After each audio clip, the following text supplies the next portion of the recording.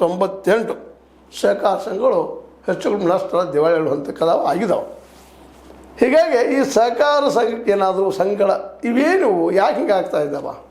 ಈ ರಾಜಕಾರಣಿ ಒಳಗೆ ಹೋಗಿ ಅವಕಾಶ ಕೊಡ್ತಾ ಇದ್ದಾರೆ. ಅಲ್ಲಿ ರೈತರಾಗಿ ಈಗ ನೋಡ್ರಿ ಶುಗರ್ ಫ್ಯಾಕ್ಟ್ರಿಗಳು ಇರ್ತಾವೆ, ರೈತರದ್ದು ರೈತರ ಪಾಪ ಕಬ್ಬು ಬೆಳಿತಾರೆ, ತಂದು ಹಚ್ತಾರೆ, ಅದು ಬಂದ ಲಾಭದಾಗ ಅಷ್ಟೇ ರೈತರಿಗೂ ಆಗ್ತದೆ, ತಮಗೂ ಆಗ್ತದೆ. ಪಾಪ ಏನು ರೈತರು ಕುಡ್ಕೊಂಡು ಮಾಡ್ತಾಯಿದ್ದಾರೆ. ಇವತ್ತು ಆ ರೈತ ಸಂಘಟನೆಯಿಂದ ಆದಂಥ ಶುಗರ್ ಫ್ಯಾಕ್ಟ್ರಿಗಳಲ್ಲಿ ಈ ರಾಜಕಾರಣಿಗಳು ಒಳಹೊಕ್ಕ ಅದನ್ನು ದಿವಾಳಿ ಹಬ್ಸೋದಷ್ಟೇ ಅಲ್ಲ, ಕೊನೆಗೆ ಅದು ಮಾರಿಬಿಟ್ರೆ ಅನ್ನೋಷ್ಟು ಮಟ್ಟಿಗೆ ಈ ರಾಜಕಾರಣಿಗಳು ಮಾತಾಡೋದು ನೋಡಿದಾಗ ನಿಜವಾಗಿ ಇವರು ರೈತ ಪರನ ಇವರು ಈ ಜನ ಅಂತ ಪ್ರಶ್ನೆ ಇವತ್ತು ರೈತರು ಕೇಳ್ತಾ ಇದ್ದಾರೆ. ರೈತರು ಜಾಗೃತಿ ಆಗಬೇಕಾಗಿದೆ. ಯಾಕಂದರೆ ಈ ಸಹಕಾರ ಸಂಘಗಳು ಇರೋದು ರೈತರ ಸಲುವಾಗಿ. ಈ ದೇಶದ ಮೂಲ ಉದ್ಯೋಗ ಒಕ್ಕಲ್ತನ, ಅಲ್ಲಿ ದುಡಿಯುವವ್ರನ್ನ ರೈತರು. ಡಿಸಿಸ್ ಬ್ಯಾಂಕ್ ಇರಲಿ ಮತ್ತು ಅವಿರಲಿ, ಪ್ರತಿಯೊಂದು ಜಿಲ್ಲೆಗೆ ಇದ್ದಾವೆ ಡಿಸಿಸ್ ಬ್ಯಾಂಕ್ಗಳು, ಇನ್ನುಳಿದ ಬ್ಯಾಂಕ್ಗಳು.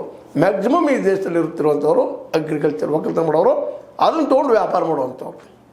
ಅದಕ್ಕೆ ಆ ದಿಶೆಯಲ್ಲ ಇಲ್ಲೇ ಕರ್ನಾಟಕ ರಾಜ್ಯ ಸೌಹಾರ್ದ ಸಂಯುಕ್ತ ಸಹಕಾರಿ ನಿಮಿತ್ತರ ಸಂಸ್ಥಾಪಕ ಅಧ್ಯಕ್ಷ ಅಂತ ಒಬ್ಬರು ಮತ್ತು ಮಾಜಿ ಶಾಸಕ ಮನೋಹರ್ ಮಸ್ಕಿ ಅವರು ಕೆಲವೊಂದಿಷ್ಟು ಮಾತುಗಳನ್ನು ಮಾತಾಡಿದ್ದಾರೆ.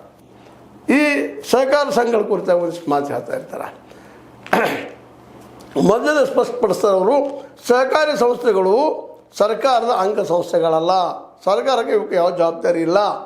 ಇವು ಲಾಸ್ ಆದರೂ ಇವರು ಅನುಭವಿಸ್ಬೇಕು, ಲಾಭ ಆದರೂ ಇವರು ಅನುಭವಿಸ್ಬೇಕು. ಜನರು ತಾವು ಮಾಡ್ಕೊಂಡಂಥದ್ದು ತಾವು ಬೆಳಿಬೇಕು, ಎತ್ತರಕ್ಕೆ ಇರಬೇಕು ಅಂತ ಸ್ವಾಯತ್ತ ಸಂಸ್ಥೆಗಳಿವು.